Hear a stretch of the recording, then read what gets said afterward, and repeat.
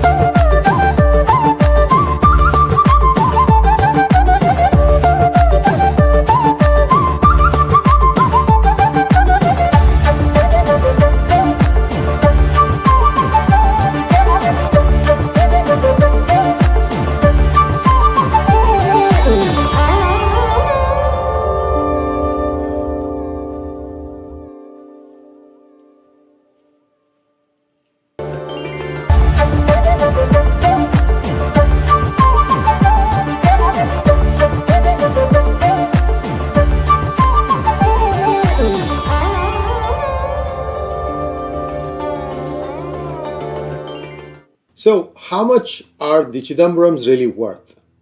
Well, according to Karti Chidambaram, sometime during 2016 or 17, he bragged that they were worth 6 lakh crores.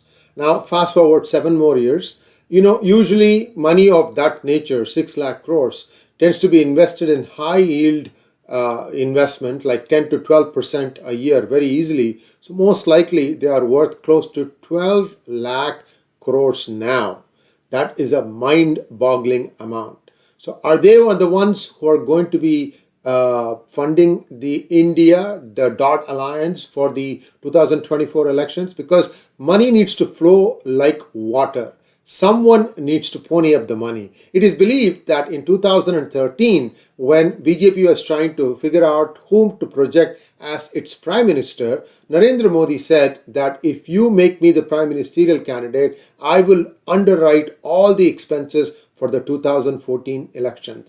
And then the rest, as they say, is history. As to where Mr. Modi found the money, it's anyone's guess. I'm not going to make a guess. This is just a hearsay, so I don't have any proof that a conversation like this had happened. But having seen India's politics, having seen the 𝗣𝗚𝗏, having seen the amount of money that gets, distributed, I have no doubt that somebody needs to rain money for the 𝗤𝗏 alliance to make it across the finish line in 2024. Sure, they're going to make a lot of promises, but nothing sells like hard cash. They'll have to figure out a way to get that money in, because most likely the money is stashed away in real estate inside India and in tax havens abroad. So that is one point that the Modi government will be looking for to ensure nothing gets in. So this is just a conjecture at this point of time. So the nominees for the 𝗤𝗏 alliance to underwrite the elections in exchange for the prime ministership: Mamata Banerjee, Sharad Pawar, the Gandhis of course, and perhaps people like D K Shivakumar or Kamalnath or even Chidambaram. Chidambaram is just probably biding his time right now. All we know is that his money is safe. Why do I say that? Because if you go back and look at history, Chidambaram had jailed Amit Shah for 105 days. And guess what Amit Shah did? Jailed Chidambaram back for 106 days. Just to make a point. But nothing else is going to happen. Neither one's assets looks like going to be touched. So how much is Mr. Chidambaram having? We know for sure Chidambaram has a lot of money, and so does Sharad Pawar. How Sharad Pawar? Because there was one time where he had a British company where he said that he was going to be investing close to, I think, 60 billion pounds. Yes, big number. What it is, this was just an intent. It never happened, and they closed down the account and everything got covered up. But it gives you an idea about the kind of money that's sloshed about in some of these families' accounts. So let's take a look at Mr. Chidambaram's assets. How much is he really worth? Well, this is where things get really interesting. Now, I wrote this article in 2018, And this song, 𝗣𝗚𝘂𝗍𝘅 𝗍𝙑 50/50, is a 50. The name of the movie is 50/50. Tina Munim and Rajesh Khanna, and I just changed it for Scam Ka Wada 50/50. The reason it is 50/50 is because this is exactly how Chidambarams were caught in INX media. It's believed that at the end of every day, whatever bribe Karti got had to be split 50/50 into father's account and son's account, hence the 50/50. I hope you see the logic in that, or the humor in that. Now, in the course of a direct message conversation on Twitter with another Twitter user, Karti boasted that he was worth, or they were worth 6 lakh crores, and that he didn't need passports to get to anywhere. He is a global HNI, meaning high net worth individual worth 6 lakh crores. I can enter and leave most countries at will. Will this come to bite him in the wrong place? We'll have to wait and see. But it was a rare moment of candor when he said that they were worth $6 million. Well, where do you think that money has been made? 4 places that I can think of: stock market scams, that is the 𝗒𝐺𝑖 co-location scam; Benami ownership, such as private banks, private entities, real estate, and so on and so forth; kickbacks, remember Videocon, 40,000 crores. I'm going to give you more details on that; over-invoicing imports; and then offshore assets. 21 foreign bank accounts, 29 foreign assets. This is what was known before. We don't know whether he has amassed more or less now. In the 𝗒𝐺𝑖 co-location scam, approximately 50,000 crores to 75,000 crores are in question in the trading scam. I've dealt with this at length, so I'm not going to go into details. Essentially, it is like buying the tickets in advance for a movie show, which the movie is a big hit. So people who show up to watch the movie end up paying more to watch the movie. It's something similar to that. The conservative estimate of the value of the various properties that the Chidambaram family has acquired all over the world works out to be 20 to 25,000 crores. There's an article that I'll send you a link. You can read it for more details. If you take a look at the kickbacks, if you remember the Videocon loan, it was 40,000 crores, that is 6 billion. So now you see 40,000 crores is 6 billion, 4 lakh crores is 60 billion. So if I say that Sharad Pawar had planned on investing 60 billion pounds, that's close to, at that time, I think, $90 billion. Just imagine the amount of money these people have stashed away. Mind-boggling. 10% kickback was given to Chanda Kochhar, for which she has served a term in jail. I don't know if she's out on bail now or not. It doesn't matter. But all I'm trying to say is she was caught for 10%.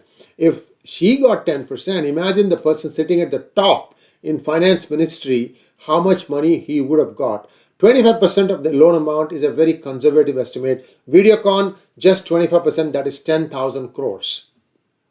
Now, the number of NPAs in India is close to 10 lakh crores. If you assume that most of them were paper loans, 25% of that comes to $40 billion or 2.5 lakh crores. I'm trying to make up this 6 lakh crores that Karti boasted as to where they would have got that kind of money, and this is all adding up here. Now, other ownership in basically entities such as banks. ICICI Bank has a 40% foreign ownership. HDFC has a much higher percentage, 76.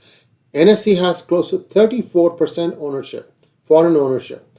As ICA kickbacks to Chanda Kochhar emerged, no class action lawsuits have happened in United States. What does it tell you? That most of the money that is invested in ICICI Bank is from people who live in India. They don't want anything to come out. They'll go bash each other up in jail, throw them in jail, but they will never go and make any kind of complaint in a different foreign exchange, because ICICI Bank is traded as an ADR, American Depository Receipts, in NASDAQ as well as NYSE.